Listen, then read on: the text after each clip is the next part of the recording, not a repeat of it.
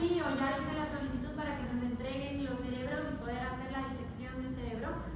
Tienen que confirmarme si nos van a llegar o no. Yo les pedí para la próxima semana, pero todavía no me han confirmado si es que van a poder comprar y no sé qué. En todo caso, si es que por alguna razón no nos autorizan que compren, yo les aviso para que ustedes puedan traer las piezas anatómicas y no nos quedemos sin ese laboratorio, ¿ya? La idea es que no tengan que comprar ustedes, pero si no hay forma de que ellos compren porque no hay proveedor de cerebros, es más fácil. Entonces sí tendrían ustedes buscar, ¿ya? Eso yo les estoy avisando, espero que máximo el día viernes. Y cuadramos el laboratorio para el día, para la siguiente semana, ¿ya? Entonces, para que los que llegaron tarde, el examen parcial de teoría es el día lunes, que incluye todas las glándulas salivales, pineal, pituitaria, hipófisis, tiroides, paratiroides, suprarrenales, páncreas y mamas. ¿Ya? ¿Vamos? Todo. Todo del MUC, sí. Y de las clases, que sí sacaba cositas de todos lados. Y los videos, obviamente. Así que verán los videos, porque eso es material. No me saldrán los de, este no es la bibliografía, no, sí es, está en videos de. Pues verán los videos. Y el día miércoles ya empezamos el siguiente capítulo, que es algo. Entonces, por favor, vengan estudiantes. ¿Ya? Ok. ¿Preguntas? ¿No? Ok, entonces vamos a ver las mamas. ¿Qué son las mamas? Verónica.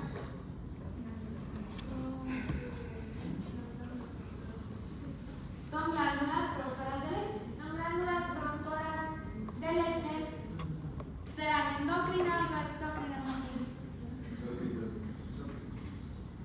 Exócrinas. ¿Por qué? Ya, porque no va al torrente sanguíneo, ¿cierto? Va afuera, esto es hacia afuera. Entonces va a los conductos y luego el objetivo es que sirva para qué. ¿Para qué sirve esa excreción?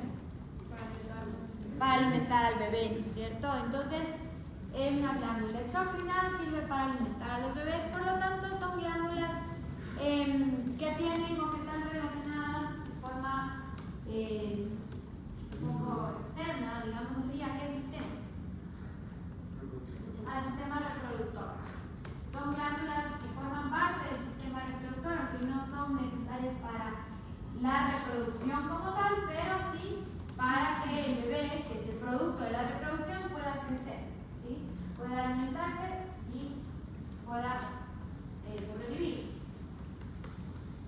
Las mamas, externamente, ¿en dónde se encuentran? ¿En qué parte del cuerpo? En la cara anterior del tórax, ajá. Vamos a encontrar en la cara anterior del tórax. ¿Y los hombres y las mujeres tienen mamas o no? Sí. Tanto los hombres como las mujeres tienen tejido glandular mamario. ¿Cuál es la gran diferencia? ¿Cómo? ¿Le oyeron lo que dijo?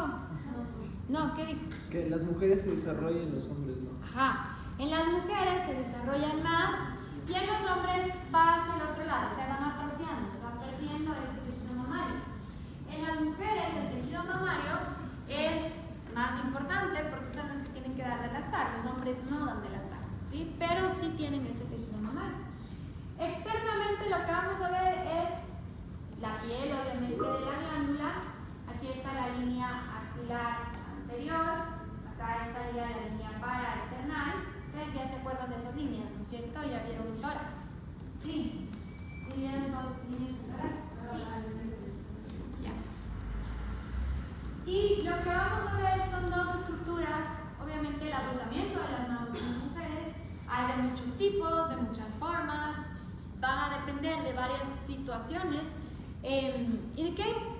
¿Cuáles son esas situaciones? ¿De qué depende de que una mujer tenga glándulas mamarias o mamas más grandes o mamas más pequeñas? Puede ser una tejido adiposo sobre todo. Gestación. ¿Cómo? Gestación. Si es que está en un periodo de gestación o no, exactamente, van a crecer. ¿Qué más? La raza. Ajá, exactamente. Entonces las mamas van a estar compuestas por dos elementos importantes. La glándula como tal, el tejido mamario,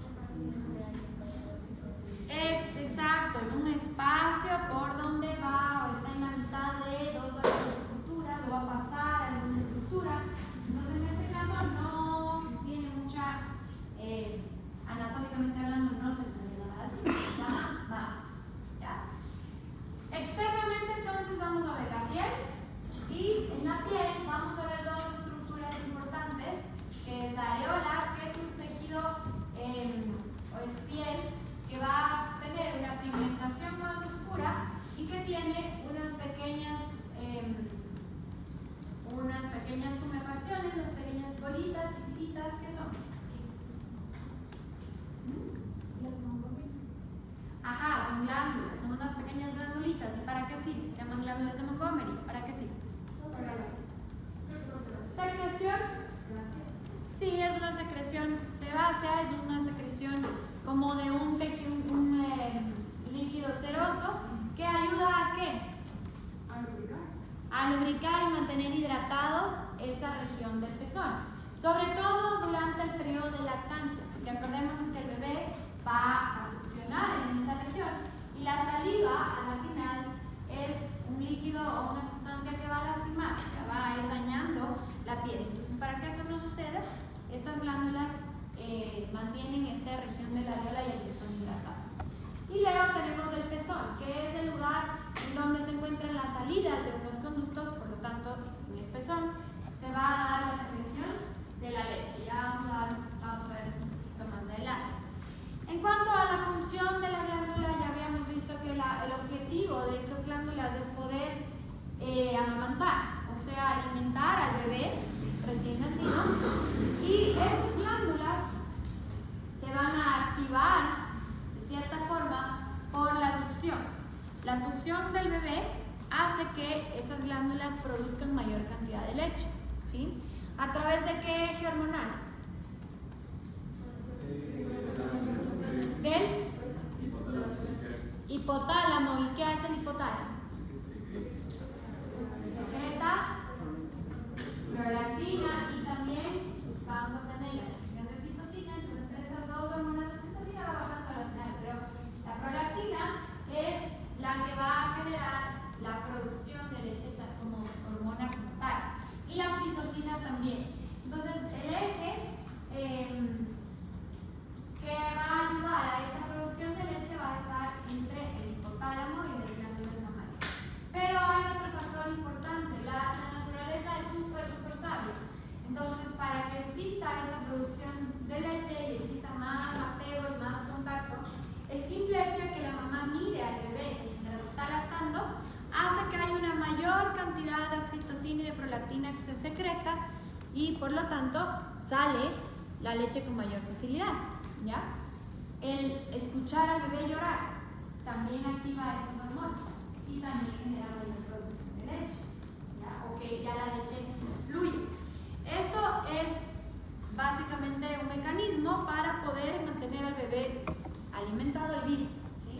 Los seres humanos, dentro de todo, a pesar de que somos los más evolucionados en teoría, si es que nos vamos a esta etapa de nuestra vida, somos los menos evolucionados, ¿sí? Un animal, un perro, un gato, un caballo, cualquier animalito, ¿cuánto tiempo se demora en ser casi totalmente autónomo?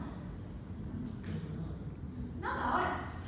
Si en horas, no sé si han visto un ternerito o un caballo, en unas pocas horas, unos pocos minutos ya se para, ya está corriendo por ahí, ¿sí? Y en unas poquitas semanas ya está comiendo hielo, ya no necesita tanto de la lactancia. ¿Cuánto tiempo dura, cuánto tiempo necesita un bebé para alimentarse de la mamá? 2 años. Puede llegar a los 2 años, ¿no es cierto? ¿El bebé puede comer solito? No.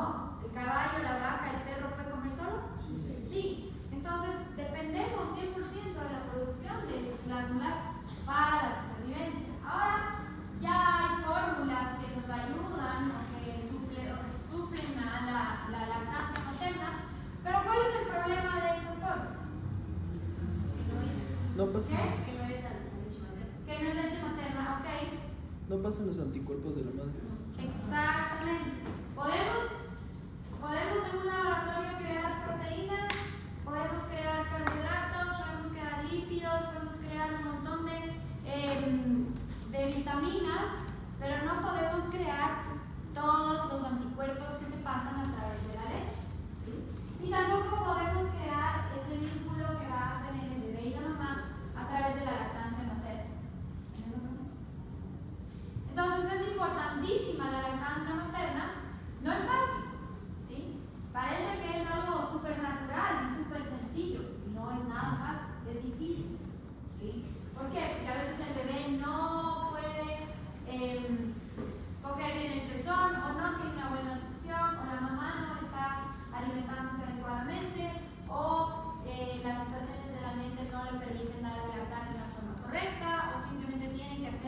tienen que trabajar, por ejemplo, y no puede dar de lactar. Entonces no es tan fácil la lactancia. ¿Es dolorosa? Sí, sí duele.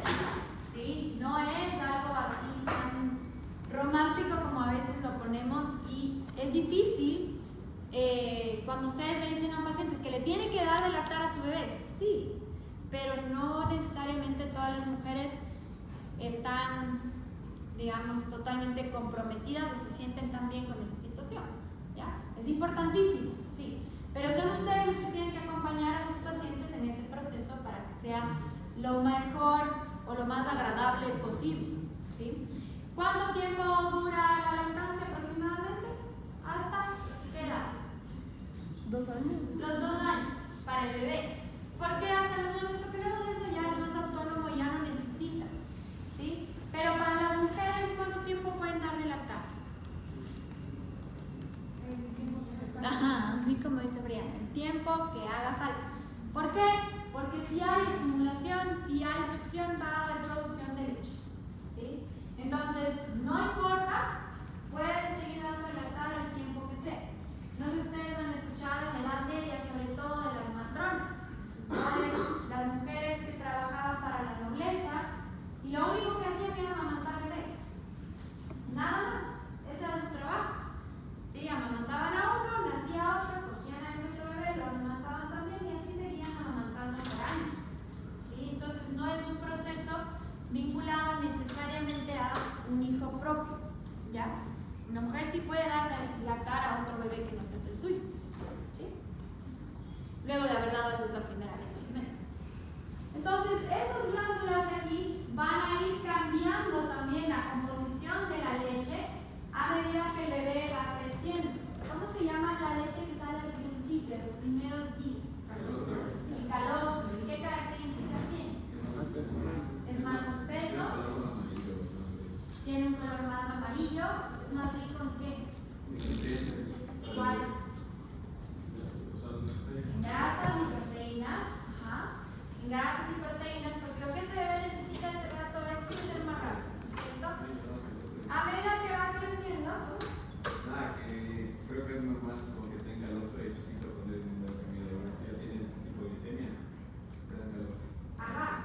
Entonces se puede utilizar esa leche para los bebés o el calostro se puede usar para los bebés que tienen bajo peso, etc. No sé si es que alguno de ustedes en el reino o tiene algún vínculo con el campo. En el campo, en las vacas, se ordeñan las vacas que están recién paridas y el calostro no es la leche que nos venden a nosotros en los supermercados, la leche tiene amarilla, ¿sí? Y con esa les alimentan a los niños. Y de verdad es un súper buen alimento, ¿sí? Tiene un montón de proteína, un montón de grasa, y con eso en realidad se puede dar de comer a los niños o mantenerles sin desnutrición, y es bastante bueno. No le pueden dar eso a un bebé recién nacido porque es leche de vaca, pero es igual en el humano, ¿sí? Nosotros también producimos calostro. Es, como les decía, más espesa, más amarillita. ¿Y cuánto tiempo dura?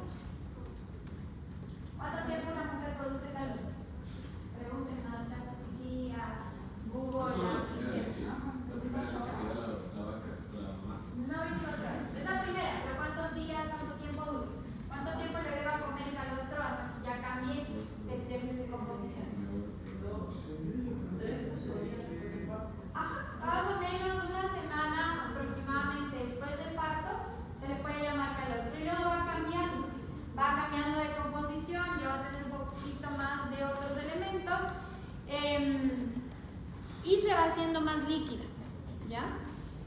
Ahora, van supliendo las necesidades del bebé y la cantidad de leche que se produce va en función a la demanda. Cuánto el bebé necesita, se produce la leche. ¿Qué es lo que pasa actualmente? ¿Qué es más fácil? ¿Hacer que esta glándula se estimule o comprar un tarro de leche? Comprar un tarro de leche. Entonces, en lugar de aguantarme que el bebé llore un poco y le tenga que estar dando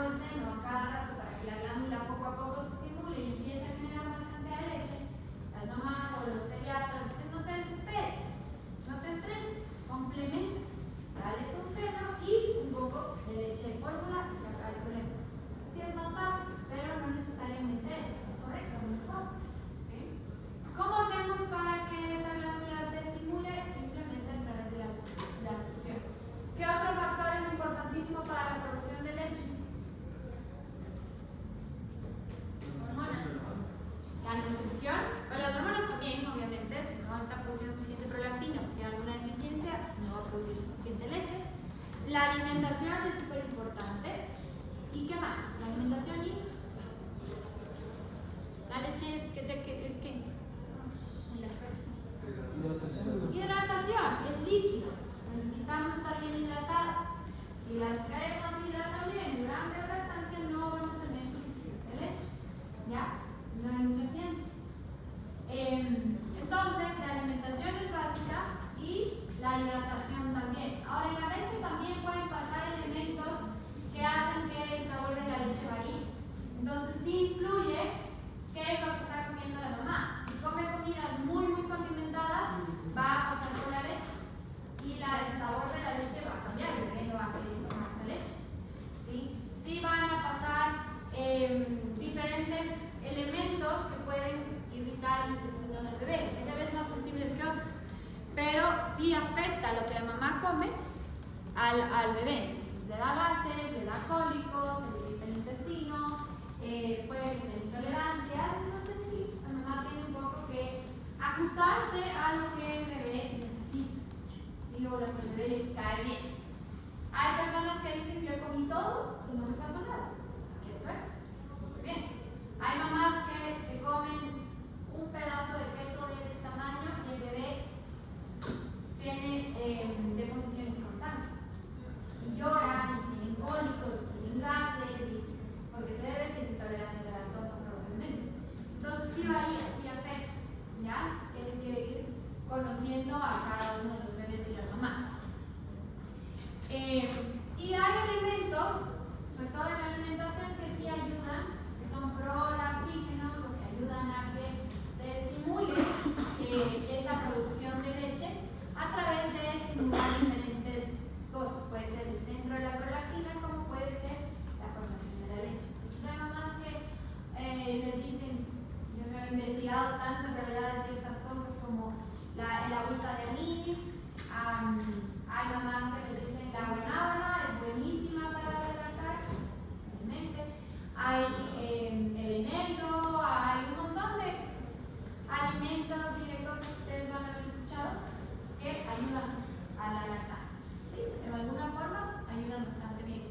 Pero lo importante es que esta leche no es reemplazable. No se puede comparar con ninguna leche de fórmula, no es recreable de cierta manera. Y el vínculo que genera tampoco es recreable, por más de que la mamá le dé todas las comidas como primero. Pero pues, si tienes un bebé que es intolerante a la lactosa, ¿no le afecta igual la leche materna? No, porque no tiene el mismo tipo de lactosa, no tiene esa lactosa que tiene la leche de vaca. Es distinto. Ok. Entonces, anatómicamente hablando, la glándula mamaria se va a encontrar en la cara anterior del tórax.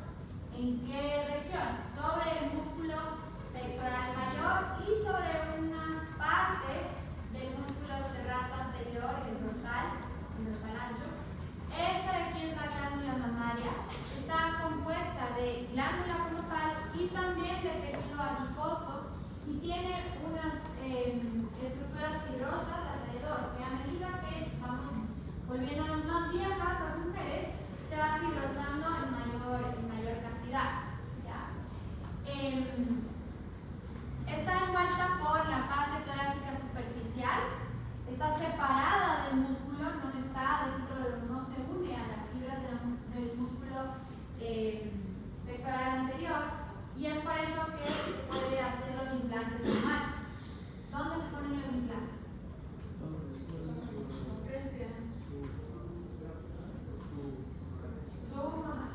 En el espacio submamario. ¿Eso qué quiere decir? Que le levantan a la glándula y meten el implante, ¿sí? Y se ve de la forma que se quiera ver. ¿Sí? También hay retropectorales, pero ya casi no se utilizan los retropectorales, o sea, detrás del músculo. Por lo tanto, eso explica por qué las mujeres con implantes pueden o no pueden dar de lactar. Sí pueden, no pasa nada. Sí pueden dar de lactar porque está por detrás de la glándula, no afecta a ninguna parte de la glándula como tal. ¿Sí? Entonces dan de lactar sin ningún problema. Y esta glándula va a tener una expansión, no es totalmente redonda, sino que va a tener una expansión hacia la axila que se se llama el proceso axilar o la cola mamaria o la cola de Spence.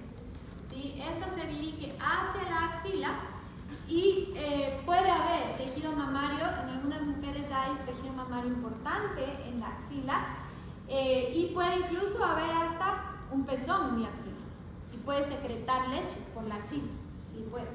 No es tan común, pero sí existe y es extremadamente doloroso. Los pacientes se quejan de un dolor terrible, les pueden dar mastitis en esa región. ¿Sí saben lo que es la mastitis? ¿Cierto que es? Son abscesos que se producen ¿por qué?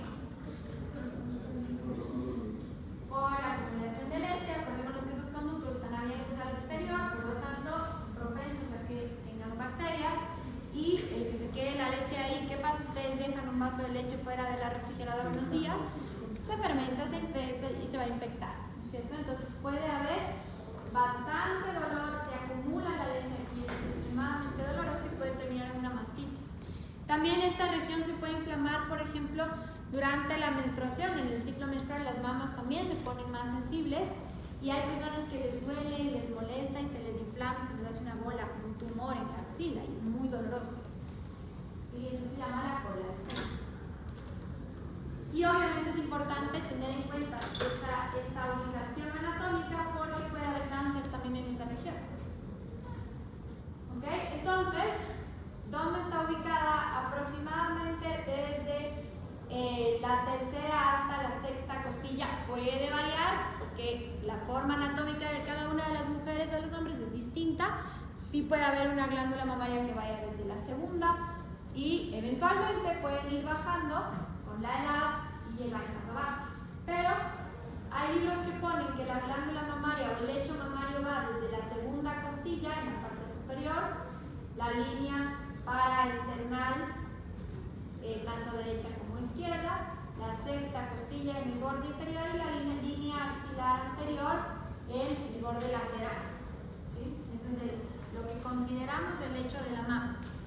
Se encuentra sobre el músculo pectoral mayor, como les decía, este es el pectoral mayor y el serrato anterior, que son estas siglas que ven acá. ¿Ya?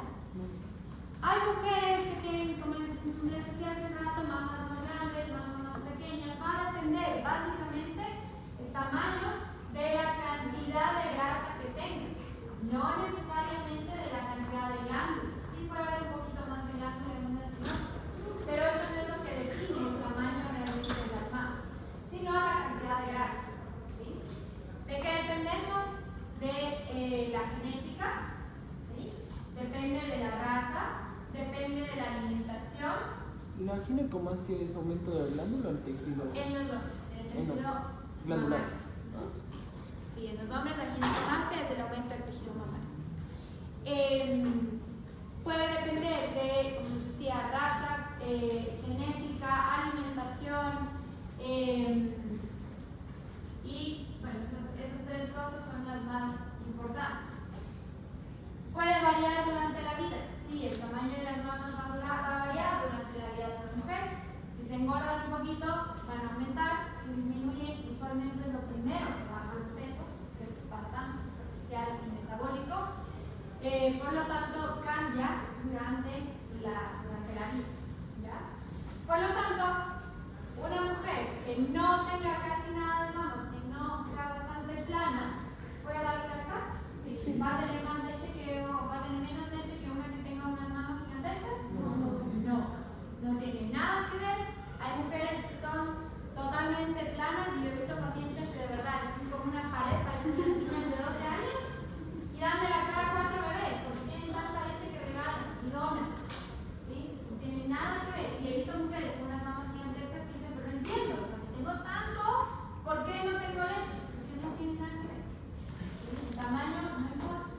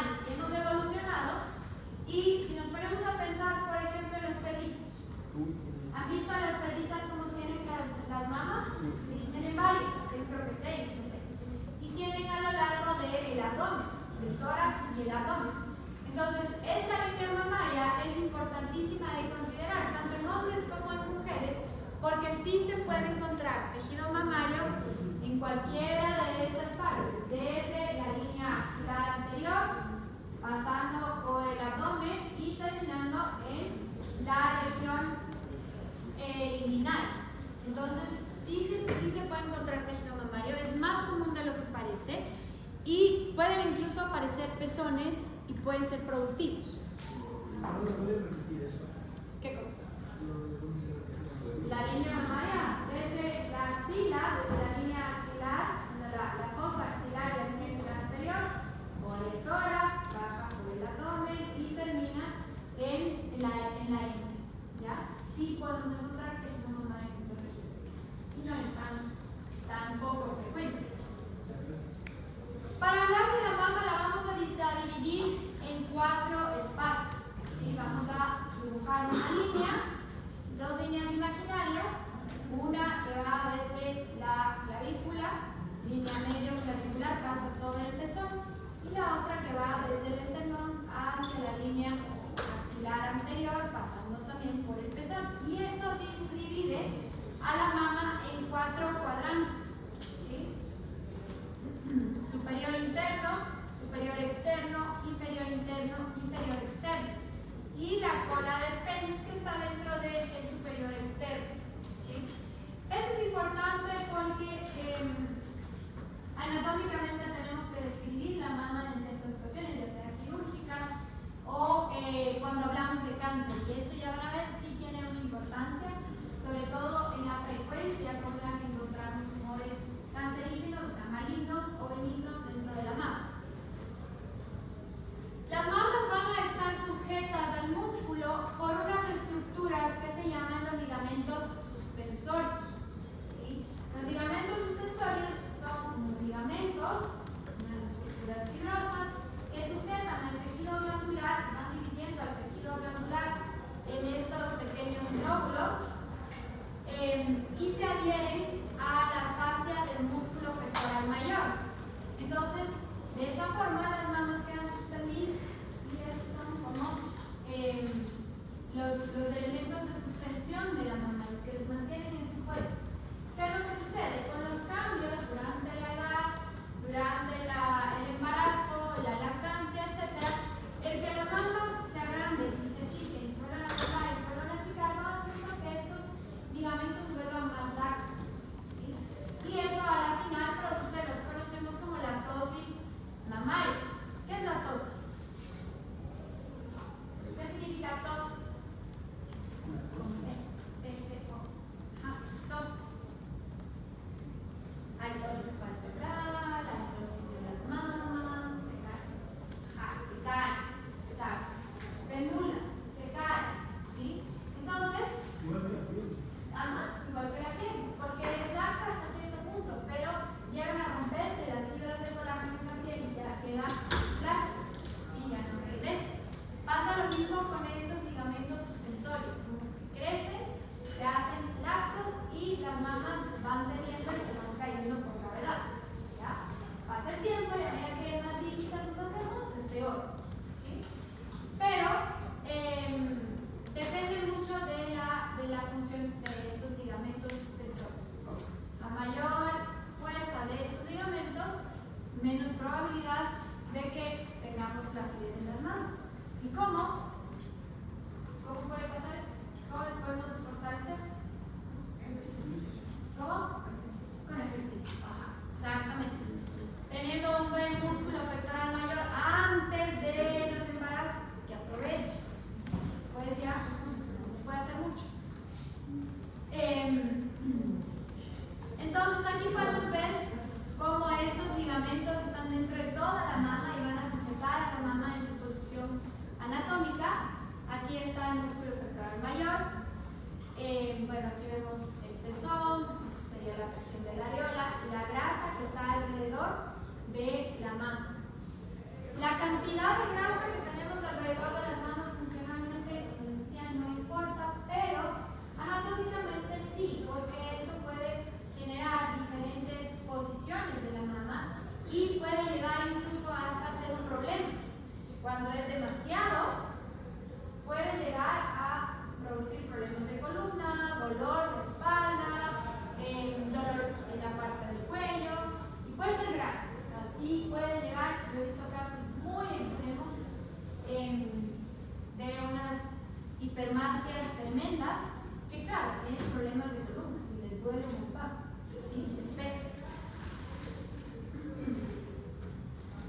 Entonces, fíjense que la glándula mamaria más o menos es bastante similar en la mayoría de mujeres, puede variar un poco. Y vamos a tener los lóbulos en donde se va a formar, se va a generar el producto de la glándula. ¿Sí? Más o menos, ¿cuántos lóbulos tenemos?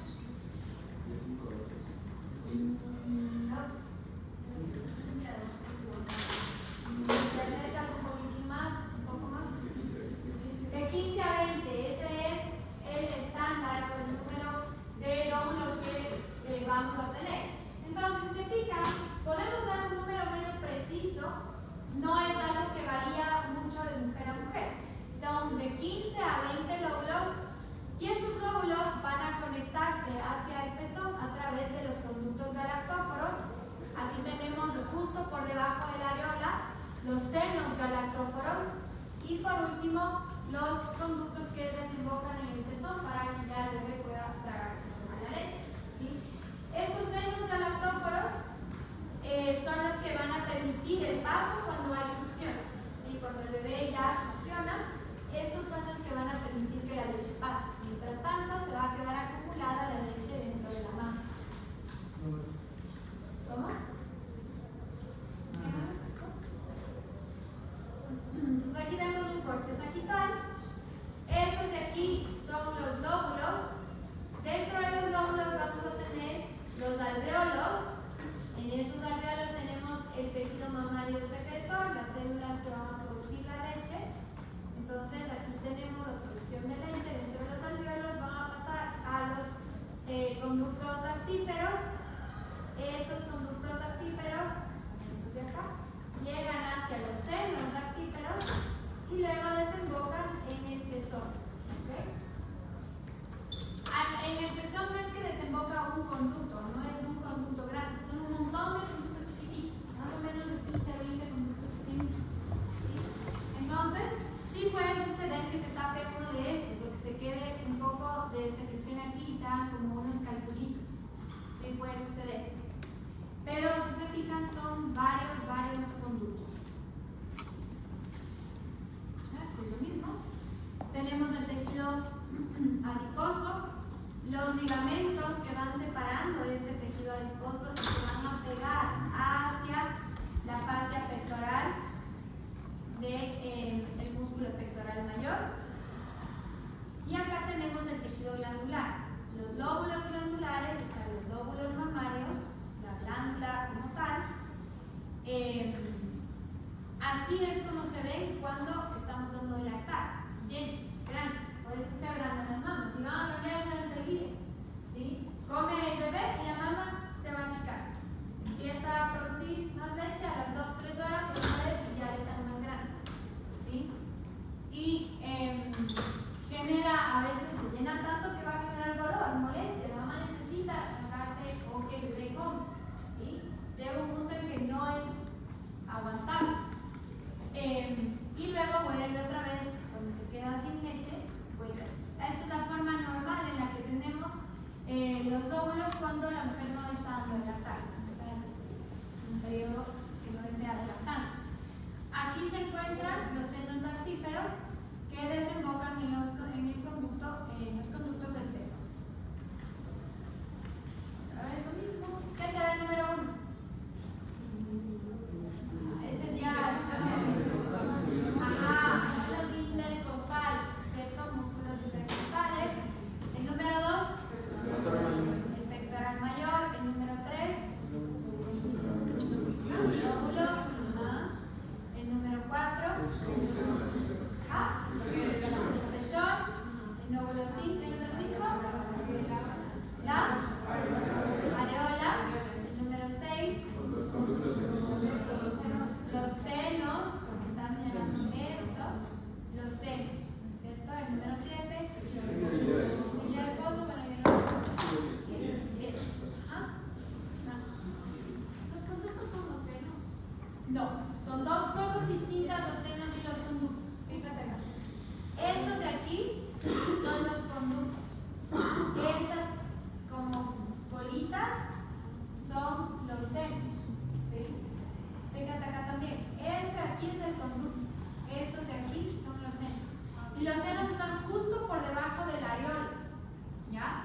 ustedes vean, no sé si ustedes ya vieron esta parte de lactancia cuando fueron a los centros de salud. Si es que alguno de ustedes hizo las campañas de lactancia y no sé qué, les enseñan a las mamás cómo dar de lactar, cómo es la forma correcta en la que el bebé debe coger el pezón para lactar. No debe coger solamente el pezón, sino toda la areola. ¿Por qué? Porque si coge solo el pezón, solo esta parte de aquí, no va a lograr sacar nada de leche, ¿sí? Y le va a lastimar a la mamá. ¿Por qué? Porque la leche está acumulada acá. Fíjense que esto está bajo la areola, ¿sí? Entonces, el bebé tiene que abrir la boca lo suficiente para que los labios lleguen a esta parte de acá.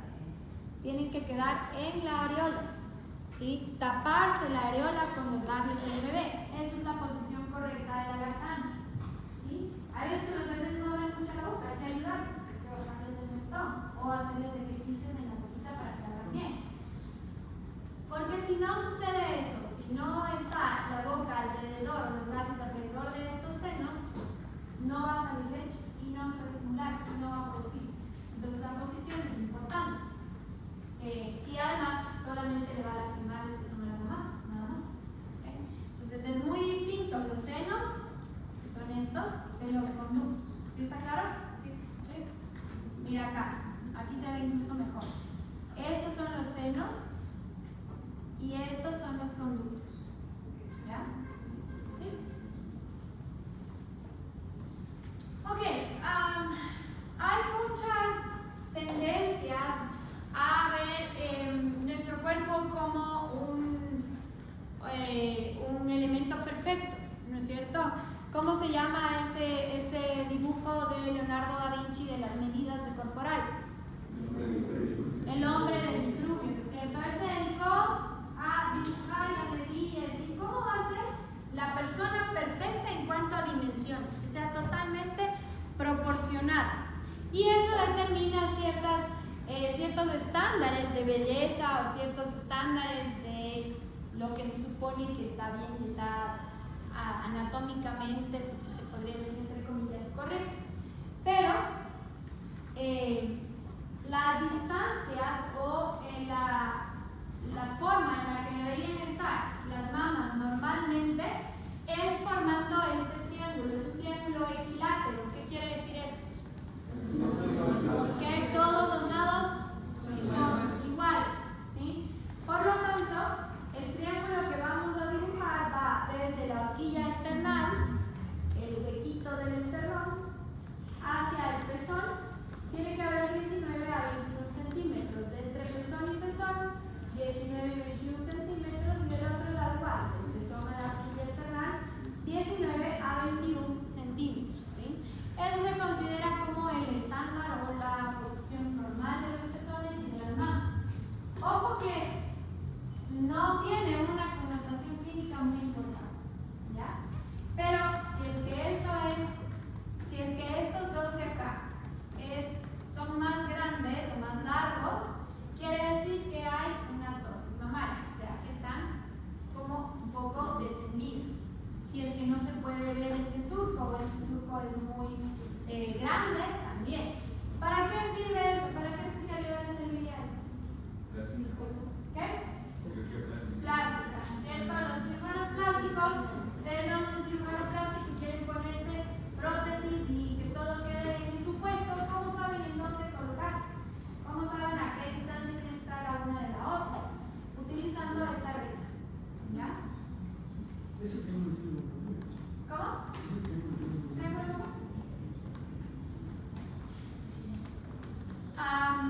En cuanto a la irrigación, las mamas al ser glándulas que tienen que responder a una demanda, hay una demanda que es bastante importante para el bebé y que tiene que mantener a un ser vivo, tienen que tener una irrigación bastante grande. ¿De dónde va a venir la irrigación? Salud. Vamos a tener dos arterias mamarias importantes. La arteria mamaria interna, o también algunos libros la ponen como torácica interna, y la torácica lateral, ¿sí? Torácica interna y torácica lateral. La arteria torácica interna es una rama ¿de quién? De la subclavia, ¿cierto?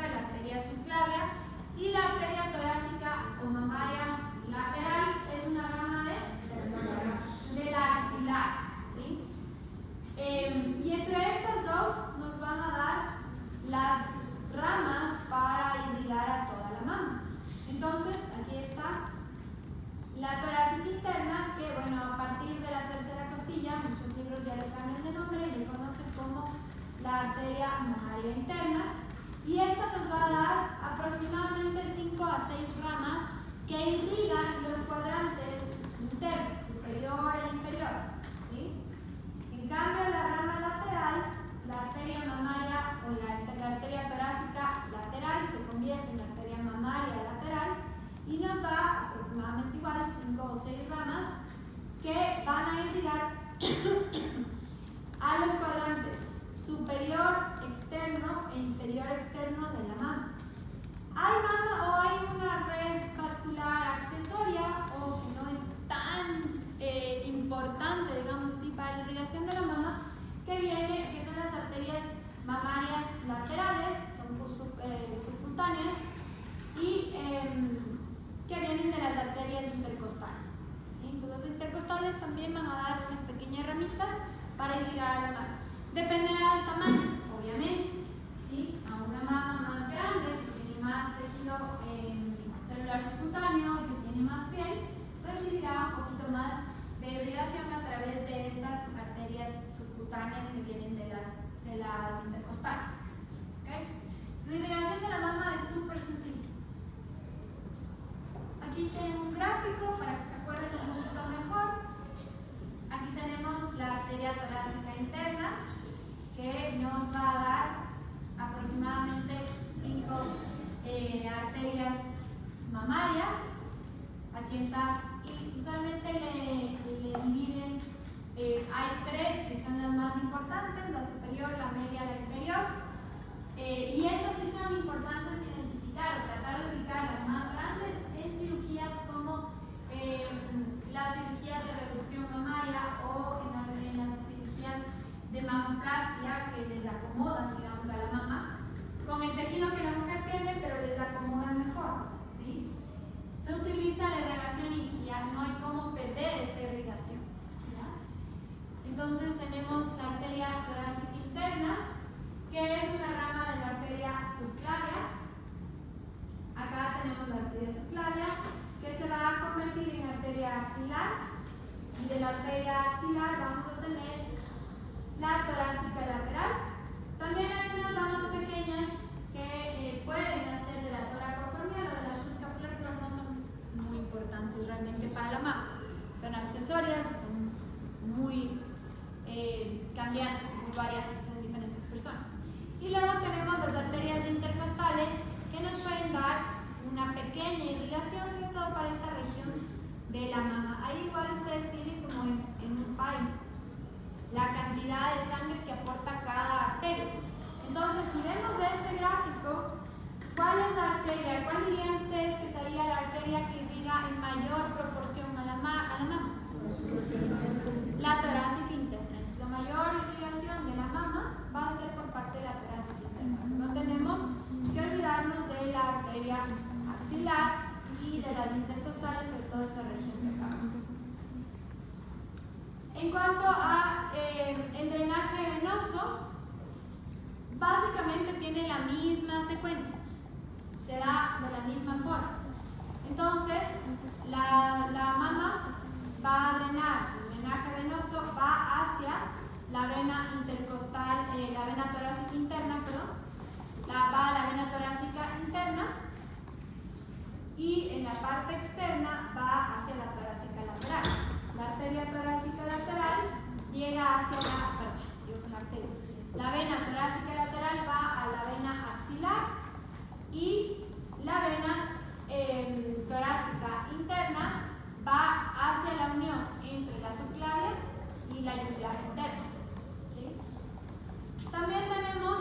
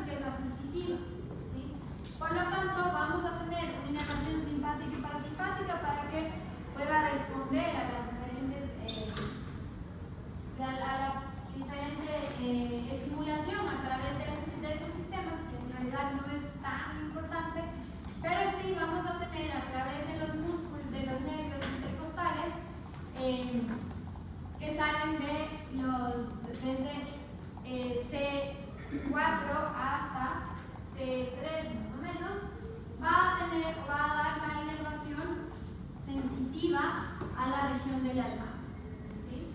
Entonces, sí, las mamas van a estar bastante inervadas en la parte sensitiva, además de que es necesaria para la estimulación, como decíamos, de la secreción de leche. Cuando el bebé empieza a succionar, es necesario el apego, es necesario la sensación del bebé sobre la piel, y eso va a estimular al sistema simpático también a través de los ganglios posteriores, ¿ya? Y de cierta forma sí juega un papel dentro del proceso de reproducción, ¿ya? No es totalmente decisivo o necesario, pero sí influye o sí tiene una activación. ¿Qué es lo que sucede durante una relación sexual? ¿Qué pasa con las mamas? ¿Cómo? Bueno, o sea, ¿qué pasa? Sin vergüenza, porque después vamos a hablar de reproductor y ahí sí les queda. ¿Ah? Tiene una importante actividad en cuanto a la estimulación y a la iniciación del proceso para las relaciones sexuales, sí es importante, pero los pezones también, al momento de ser estimulados o que hay una excitación, se van a poner más duros, se van a poner más tensos, los músculos también, entonces sí tiene algo que ver. No es necesario, no es que va a influir en algo en la reproducción, no influye, ¿sí? Pero sí tiene su connotación más que nada sensitiva y emocional. Ok, y la otra parte importantísima de las mamas es el drenaje linfático. El drenaje linfático de las mamas es extenso, tiene un drenaje muy amplio y va a drenar principalmente hacia la región de la axila, ¿sí? A los ganglios linfáticos axilares, a los ganglios linfáticos paraesternales y hacia los ganglios linfáticos supraclaviculares, ¿sí?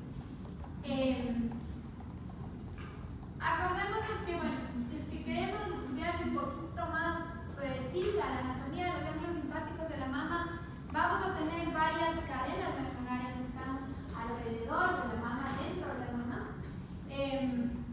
Pero más que eso, lo importante es saber hacia dónde van a drenar estos ganglios linfáticos. ¿Y qué es lo que sucede? Ahí está un poquito más claro. La parte interna de la mama va a drenar hacia los ganglios paraesternales. Estos ganglios paraesternales van a drenar la linfa hacia los supraclaviculares, ¿sí? Y al conducto torácico, que luego va hacia, pues pasa por todo el tronco. Por lo tanto, si tenemos un tumor en esta región de las mamas, va a ir al conducto torácico, que está estrechamente relacionado con qué órgano. ¿Con el drenaje linfático de quién? Eso ya vieron la pasada.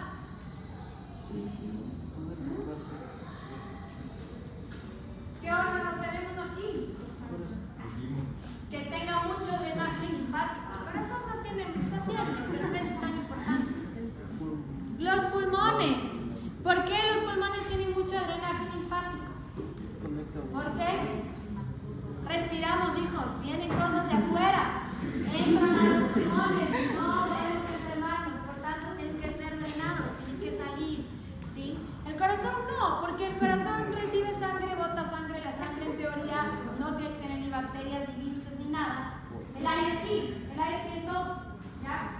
Pero vamos que andan con sus bakes de arriba para abajo, le fregamos un poco de aire, bueno que ustedes respiren. Entonces, este drenaje a través del conducto torácico va a estar estrechamente relacionado con el drenaje de los pulmones. Por lo tanto, es muy fácil que el cáncer de mama se haga o se metastatice ¿a dónde? A los pulmones, exactamente. Y el conducto torácico va por el lado derecho, por lo tanto, ¿a dónde también?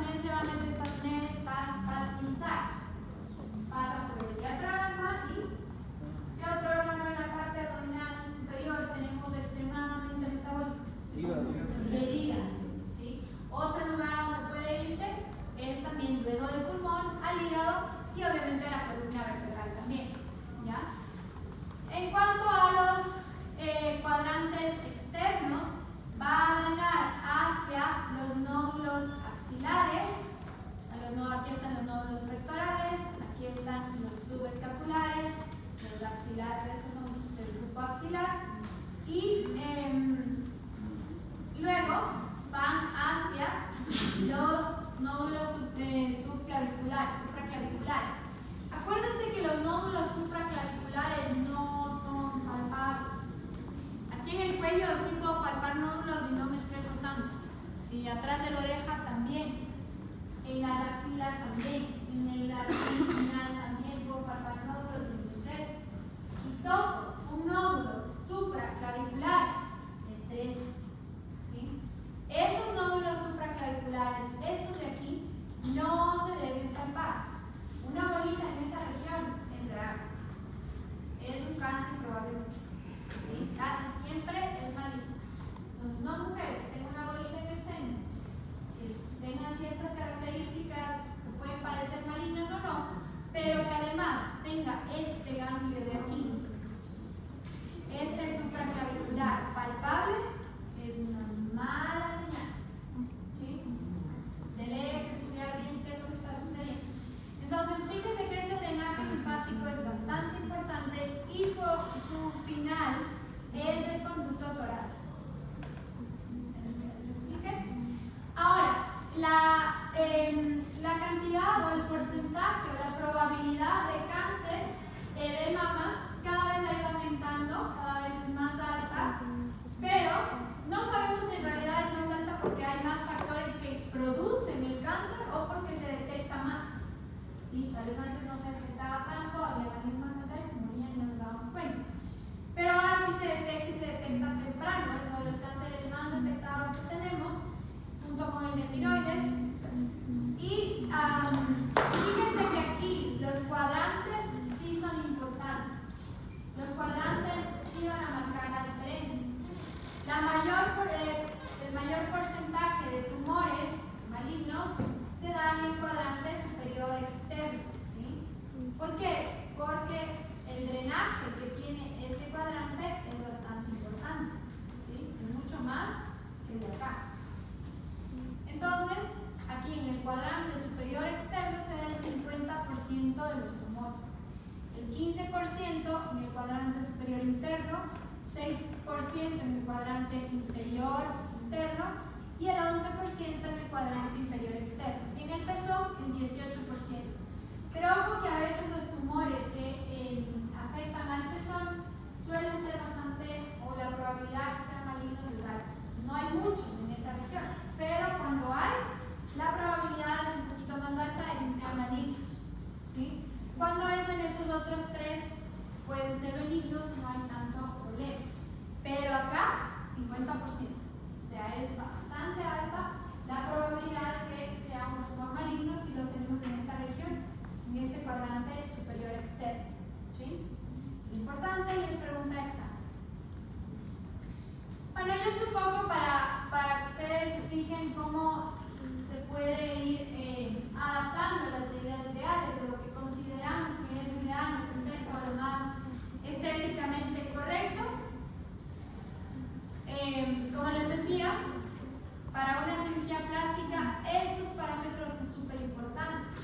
Ustedes tienen el chance de entrar a una mamoplastía o a una mastopexia o a alguna de las cirugías en las que tiene como objetivo que las mamas queden bien, queden bonitas, nada más, o sea, totalmente cirugía plástica. Estos son los parámetros que se utilizan para saber dónde dejar bien o cómo acomodar bien esas mamas, ¿ya? Y que no quede una más arriba que la otra, una más grande que la otra, etc. Como les decía, la horquilla externa hacia el pezón debe medir 19 a 21 centímetros. Desde el pezón al surco mamario, 5 a 6 centímetros. Entre la línea medio esternal y el inicio del surco mamario, 2 centímetros. Y desde este punto hacia el pezón, de 9 a 11 centímetros. ¿Ya? Entonces, han visto que cuando van a entrar a la cirugía les pintan, les hacen rayas y les miden. Es esto. Lo que están haciendo es esto. Marcar para que luego quede todo en el puesto y en donde debe quedar. Esto también se utiliza cuando hay mujeres que tienen mamas extremadamente grandes y queremos hacer una reducción mamaria y que queden bastante bonitas, digamos así. Se utilizan estos parámetros. No son ni muy grandes ni muy pequeñas, sino un estándar de lo que consideramos que son las medidas ideales para la mama. Obviamente puede haber personas que quieren otra cosa. Ya eso es negocio de cada médico o con cada circunstancia. Pero estas se consideran las medidas ideales para las mamas. ¿Ya? ¿Dudas? Ok, y con eso, bueno, ya terminamos todas las glándulas. Vamos a empezar con abdomen la siguiente semana, la siguiente clase.